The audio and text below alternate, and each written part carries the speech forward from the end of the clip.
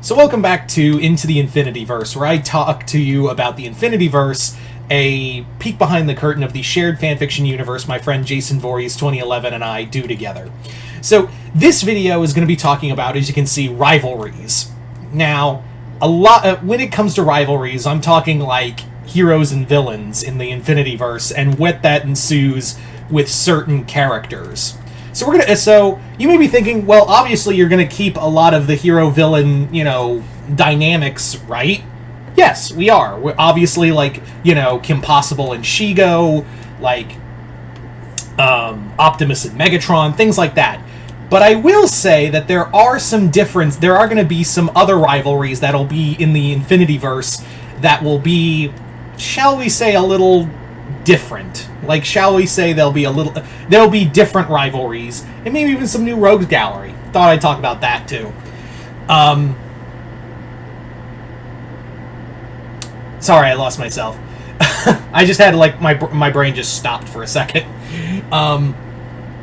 So let's get started with the big one that we're kind of doing, and that is Ladybug and Junko Enoshima. The reason why, and you maybe think, well, that doesn't make any sense, and why are you changing the rivalry from her and Hawkmoth? It's kind of in the vein of how Marvel does some of their villains. Remember, Wolverine and Sabretooth's rivalry didn't happen until Chris Claremont got on the book. Before that, Sabretooth was like a D-list villain in an Iron Fist book. And also, need I remind everyone that Kingpin started out as a Spider-Man villain. So sometimes, much like in comics, villains start as one person's rogues gallery and moves on to the next. So that was kind of the thought process with Junko and Ladybug. But the reason why Junko and Ladybug is so vastly different is because here, Junko and Ladybug are going to have a very Batman and Joker kind of rivalry, where Junko sees Ladybug as bringing hope to an entire country. And you know her, she's all about despair, and she wants to drag Ladybug through the mud. In fact, that's going to be a future event. I'm not going to go further into detail, but Junko and Ladybug's rivalry is going to be built up to that event, and the two are going to be it's going to be a very Batman-Joker kind of relationship, or Spider-Man it'd be probably more like Spider-Man and Green Goblin, but there is a lot of Joker-Batman in that relationship. Again, Junko's whole thing in the Infinityverse is that she basically describes herself as a Satan without a god to compete with. She's all about, creating despair and wanting, it to be despair to be the law of the land, but she doesn't have anyone to go up against, and she finds that boring. So she's completely malaise about the whole situation of what's the point of spreading despair if no one's there to stop, try to fight me? And you maybe think, well, what about, Makoto and all them? They're off doing their own thing.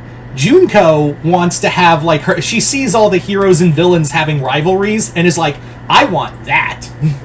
So she chose Ladybug because, again, Ladybug brings a lot of hope to people, especially the whole country of France. She is the epitome of everything Junko wants to stop, and she believes if she can break Ladybug, she can prove her whole thing that despair is the ultimate winner. So that's her whole reasoning for wanting to be Ladybug's arch nemesis. But where does Hawkmoth stand in all that? I'm not gonna say. You'll just have to wait and find out.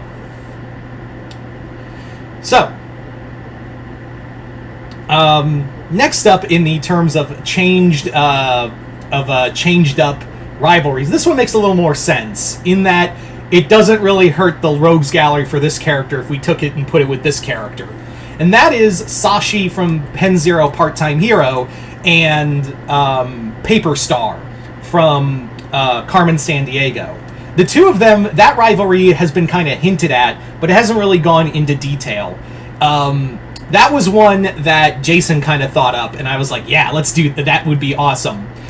Paper Star is just kind of a, basic villain for Carmen, and she doesn't really have, and you could easily see her as an enemy to Sashi.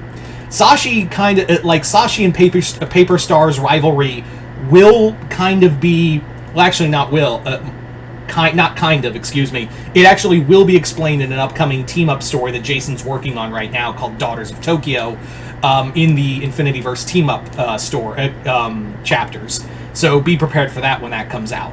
So, yeah, Sashi and Paper Star are going to be, you know, against one another. It's actually very much like it's actually like how I kind of see it, and I think how Jason saw it kind of as well, was that, and I think that was the thought process for him, was that he wanted it to be like Daredevil and Bullseye for the two of them.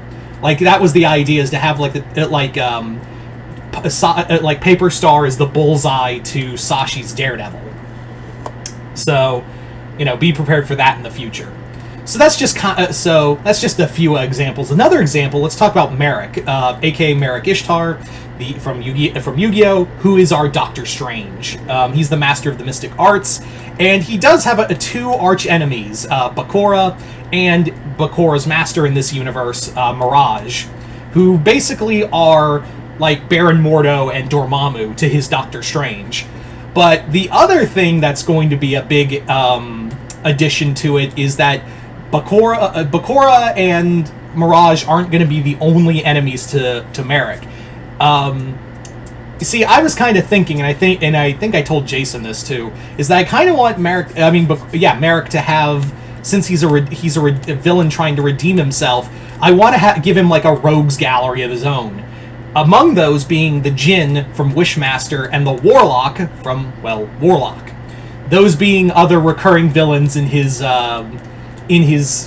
rogues gallery. So, yeah. Villains that don't really have heroes per se to stop them, so the Djinn and the Warlock, yeah. Some 90s magic villains. Of course they would have to be, like, if they were in this universe, they would have to be the villain for our Doctor Strange, right? Like, they would have to be. Among others, like, we are keeping a lot of major rivalries. Again, Optimus and Megatron, Danny and Vlad, although Vlad is out in space in our continuity because this is taking place after Phantom Planet. Shigo and Kim Possible, who are going to be like, I do have an idea to kind of do a version with Kim Possible, and it's kind of kicking around. I don't know if I'll go full blast with it. I'll just have to see how this story ends. But I do have an idea of doing a Kim Possible and Shigo story arc or miniseries, and make it in the vein of the Sabretooth War, which is the story of, like, the big battle and closing story arc for Ben Percy's Wolverine. And if you've read that story, then you might be like, oh god, what are you going to do? You'll just, if I go ahead with it, yeah. But Kim Possible and Shigo they go at each other like Wolverine and Sabretooth. Speaking of, our actual Wolverine stand-in, Hitomi, does have a rivalry from Killing Bites, does have a rivalry with her enemy, Yuya. And I talked about this in our Jurassic World, Killing Bites and BNA Infinityverse, is that this is set after Killing Bites, where in here Yuya has experimented with genetics from the Indominus Rex and made himself into calling himself Brute Indominus, and he's like Sabretooth who knows science. So there is that. So those two are also like a Wolverine Sabretooth kind of, and even more so than Kim Possible and Shigo are. So those are just a few right there. I don't want to give all of them away. And there may be other ones where the villain becomes a mainstay enemy to this hero. We'll just have to wait and see. But yeah, so you guys tell me in the comments below, what do you guys think of this? Hope you all enjoyed this. Other than that, I am Mr. Multiverse. I'll see you next time in the Multiverse.